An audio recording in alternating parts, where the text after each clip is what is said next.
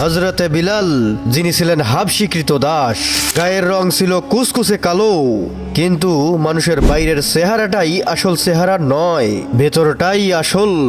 অর্থাৎ হৃদয়টা যার ধবধবে পরিষ্কার, সেই তো কেবল সুন্দর মানুষ। বিলাল কালো হলে কি হবে? তার হৃদয়টা ছিল চাঁদের মতো পরিষ্কার, জ্যোৎস্নার মতো সুন্দর, সূর্যের মতো উজ্জ্বল। তার বুকে ছিল বজ্রের মতো সাহস, সে সাহস ছিল সমুদ্রের মতো বিশাল, পর্বতের মতো অনর। কালো মানুষের ভেতরে যে এত রূপ, এত সৌন্দর্য থাকতে পারে, তা বিলালকে না দেখলে বোঝাই যায় না। বেলালের এই সৌন্দর্যের আসল রহস্য হলো তার বিশ্বাস। তার সকল আস্থা ছিল আল্লাহর রহমতের উপর, আর নবীকে তিনি ভালোবাসতেন প্রাণ দিয়ে। তার সে ভালোবাসায় কোনো খাদ ছিল না। তাই কৃতদাস হয়েও বিলাল মনিবের রক্তচক্ষুকে ভয় না করে নবীর ডাকে সাড়া দিলেন। ইসলাম গ্রহণ করে তিনি পরম তৃপ্তি এবং প্রশান্তি লাভ করলেন। কেনা গোলাম হলে কি হবে? মনিব তো কেবল একটি মানুষকে টাকা দিয়ে কিনতে পারে, সে তো আর মানুষের হৃদয়কে কিনতে পারে না। বিলালের মনটাও তার মনিবকে কিনতে পারেননি। এজন্যই তিনি স্বাধীন ছিলেন মনের দিক দিয়ে, আর স্বাধীন থেকেই তিনি তার একমাত্র হৃদয়টা তুলে দিয়েছিলেন আল্লাহর হাতেই। চুপে চুপে নয়, একেবারে সবার সামনে প্রকাশ্য তিনি ইসলাম গ্রহণের ঘোষণা দিলেন। বললেন, আল্লাহ ছাড়া কোনো প্রভু নাই, ইসলাম একমাত্র জীবন ব্যবস্থা। আল্লাহর নবী সাল্লাল্লাহু আলাইহি সাল্লাম হলেন আল্লাহর প্রেরিত মহাপুরুষ, যিনি সত্যের আলো নিয়ে আমাদের মাঝে এসেছেন। তিনি এসেছেন সত্যের বার্তা নিয়ে, মানুষের মুক্তির জন্য। কৃতদাস বিলাল কুচকুচে কালো হলে কি হবে? কালো মানুষটির এই দৃঢ়তার কণ্ঠের আওয়াজ তার মনিব শুনতে পেল কাফেররাও। তারা ক্রোধে ফেটে পড়ল, বলল, কেনা গোলাম, কালো মানুষের এত বড় সাহস, এর পরিণাম বড় ভয়ানক হবে। বিলাল তাদের কথা যেন শুনতেই পায়নি। কাফেররা বলল, এখনো তুমি মুহাম্মাদের পথ থেকে ফিরে এসো বিলাল, তা না হলে তোমার কপালে অনেক দুর্ভোগ আছে। হেসে উঠলেন বিলাল। কালো মানুষের ভেতর থেকে ছিটকে পড়ল হাসির তুফান। বললেন, আমাকে ভয় দেখাচ্ছ? তোমরা কি জানো যে হৃদয় একমাত্র আল্লাহ এবং তার নবীকে ভালোবাসে, সে হৃদয়ে দুনিয়া আর কাউকে ভয় পায় না, পরোয়া করে না।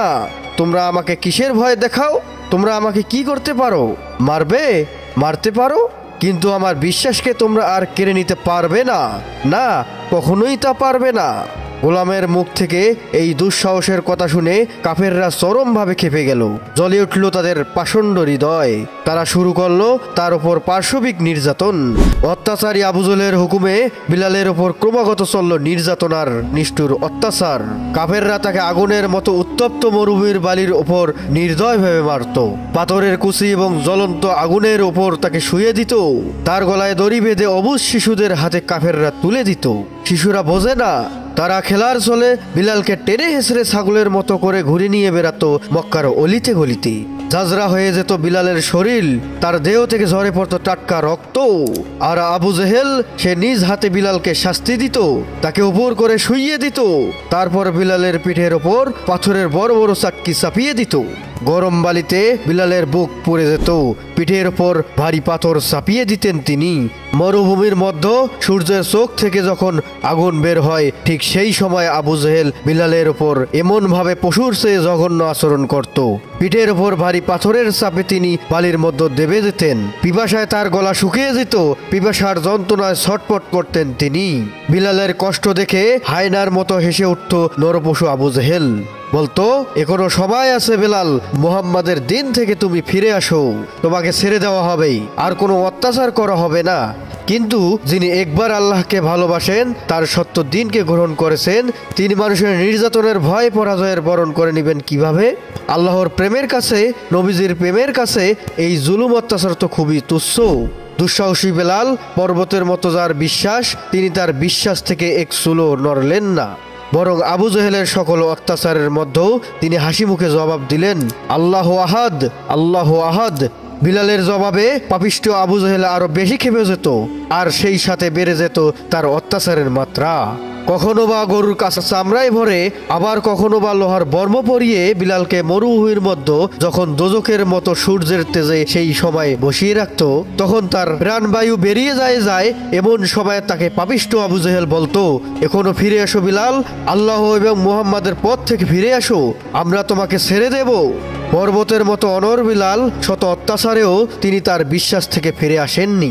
তখনও সেই ক্লান্ত মৃত্যুর মুখে দাঁড়িয়েও বিলাল হাসি মুখে উচ্চারণ করেছেন আল্লাহু আহাদ, আল্লাহু আহাদ। এই কালো মানুষটিই ছিলেন সত্যের পক্ষে অত্যন্ত বিনয়ী, আর অন্যায় মিথ্যার বিরুদ্ধে ছিলেন অনরল পর্বত। বিলাল কেবল একজন কালো মানুষের নাম নয়, বরং সত্য ও বিশ্বাসের আলোয় আলোকিত দুর্বোধ্য এক হযরত বিলাল, যে সত্য বিশ্বাস এবং সাহসের আলোকেই কেবল ঝরে ঝরে পড়ে। আল্লাহ তাআলা আমাদের এই বিলালের ঘটনা থেকে শিক্ষা নেওয়ার তৌফিক দান করুন। বন্ধুরা, চ্যানেলটিতে লাইক এবং সাবস্ক্রাইব করে দিন।